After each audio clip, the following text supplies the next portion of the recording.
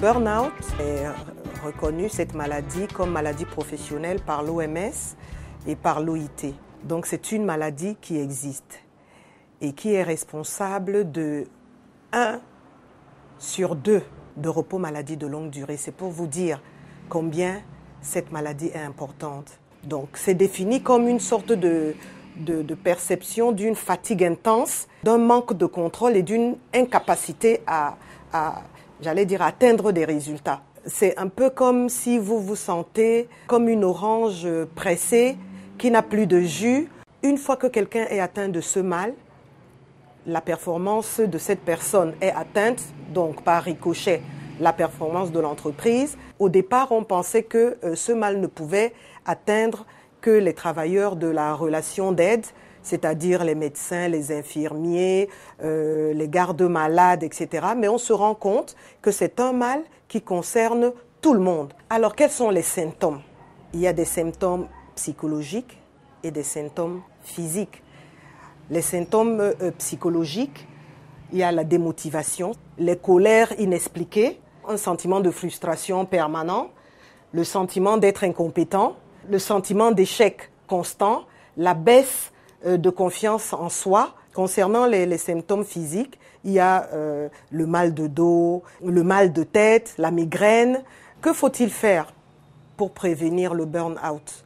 Côté entreprise, il faut veiller à ce que la planification soit une planification certes efficace, mais qui ne sollicite pas les salariés à un niveau de rupture.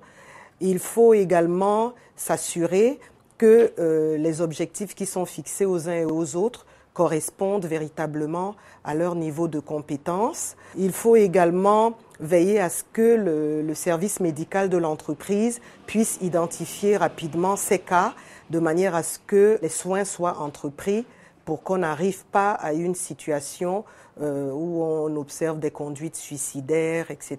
Du côté individu, au niveau de l'entreprise, il faut bien préparer son travail.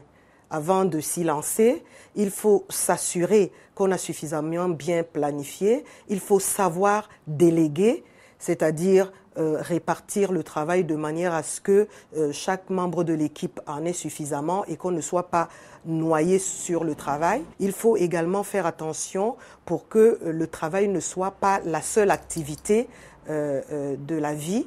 Faire la part des choses entre la famille et le travail, pouvoir prendre 5 minutes pour déjeuner et décrocher un peu, pouvoir prendre 5 minutes pour écouter de la musique parce que ça va vous détendre et vous permettre de mieux vous remettre à la tâche. Concernant le traitement, parce que ça se soigne puisque c'est une maladie, généralement la prise en charge se fait par un médecin.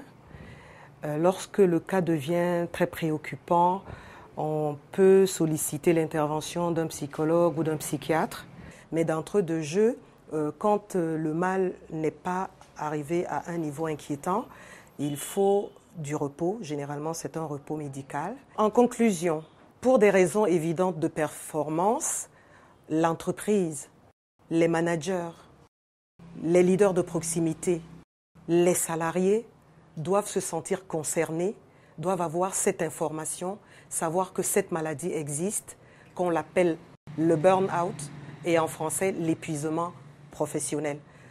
Pour cette raison, dès que vous voyez que vous êtes à l'écoute de vous-même et que vous ressentez les symptômes que nous vous avons présentés tantôt, à savoir l'irritabilité, le manque de motivation, le repli sur soi, les colères qui ne s'expliquent pas, la difficulté à se concentrer, la difficulté à prendre des décisions. À partir de ce moment-là, voyez un médecin. L'entreprise prendra en charge sa part, mais sachez que votre santé vous concerne en premier lieu et que vous devez absolument prendre les choses en main et vous diriger vers un médecin. D'abord le médecin de l'entreprise qui vous accompagnera dans ce processus de la recherche de solutions.